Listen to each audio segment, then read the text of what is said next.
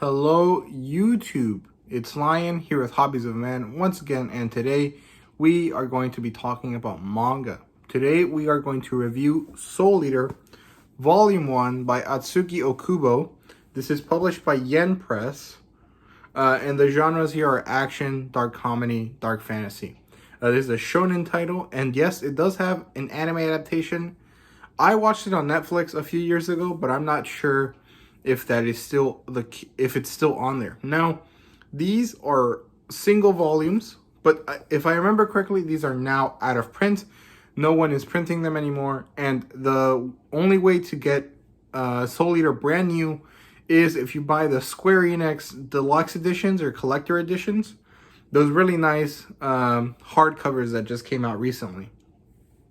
I was originally going to pick one of those up, but my buddy East Coast Manga was selling this for really cheap, and I picked it up from him. So, yeah, I will probably get rid of this, sell it off, and buy the nice editions because I really like how they look. The black and yellow really fits in my opinion. So, yeah, that's that. Now, the premise here is that these young reapers and weapons, which are all people, work together to become strong, to make the strongest weapon possible so that death, like the incarnation of death, the Shinigami, can wield them. And this story specifically follows three groups of Soul Reapers as they work to achieve that goal. So the plotline here is fun. It's separated into 4 stories. One of each of the stories follows a different group. The first one is Maka and Soul. The second one is Tsubaki and Blackstar. The third one is Death the Kid, Patty, and Liz. And then the fourth one is them teaming up because there's something happening. So in each of these, basically, we're following each group at a different part in their soul collecting journey, essentially. Maka and Soul Eater, or Soul Evans, I guess, are one witch soul away from getting him to be a death sight, which is because you have to collect 99 evil human souls and 1 witch soul in order to become a death scythe or a weapon strong enough to be wielded by the death god. And then Tsubaki and Blackstar are basically done for. They don't really have any souls, but they get assigned a special task that would let them have 99 human souls and 1 witch soul. But, stuff happens and they don't get it. The last one is Death the Kid, the son of the death god, and his 2 weapons, Liz and Patty, as they go collect a witch's soul. And then all 3 of them fail because of different reasons. So they get remedial classes, and they have to go fight this zombie in the graveyard. And that's kind of like the opening, the premise for each of the stories. So it's really fun. I enjoy it. It's dynamic. It sets up the group really easily by focusing on small sections of it at a time. So I really enjoy how it all kind of worked out. Now, the characters here are fun. Death the Kid is hilarious because he's so powerful, but, like, he gets affected by the stupidest things. Like, he has a thing for symmetry. And if things aren't symmetrical, he, like, goes crazy, and it's hilarious. I really like Tsubaki. And Soul Evans, or Soul Eater, are very, very cool characters. Tsubaki is really enjoyable to me. I really like her style and, like, the type of person she is. She's like a silent, supportive type, and I really like her.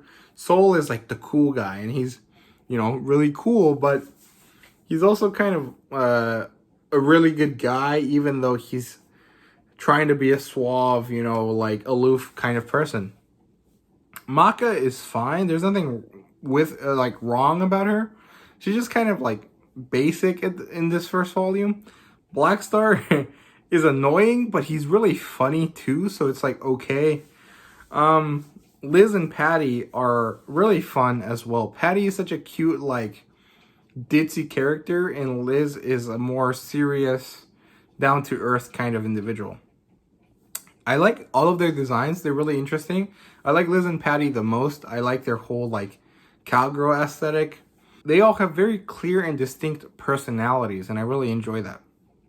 Now, the world building is good. It's good, it's quick, and it's pretty enjoyable without bogging you down. A lot of it, though, is like, here's a still shot, and then here's a bunch of information. And I really like how they did it in the anime, because they did the same thing, but someone would read it out to you, so it was a little bit easier to kind of do. Like, if you guys have read My Hero Academia, that page where they introduce each character, like in between chapters, it's kind of like the same thing, same-ish kind of style there. So yeah, now the art is good. I really enjoy the specific style, because this is very different stylistically from most other shonen. Most other shonen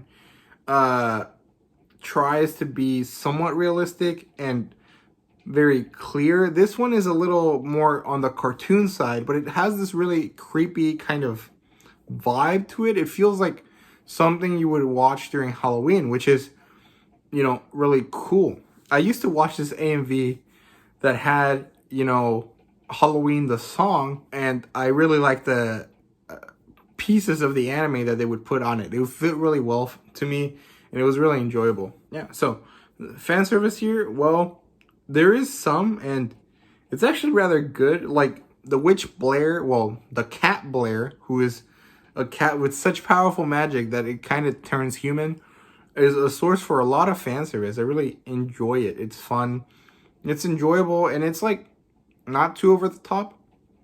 Tsubaki has a bit of fan service as well. Liz and Patty don't really, but there's a scene where like Kid like grabs their boobs because he's like, damn it, they're not symmetrical, and it's like, what the fuck, bro? But it's funny. It's a very stupid kind of jokey type of fan service, but it is there if anyone's not into that. There you go. Now, I would rate this around a 4.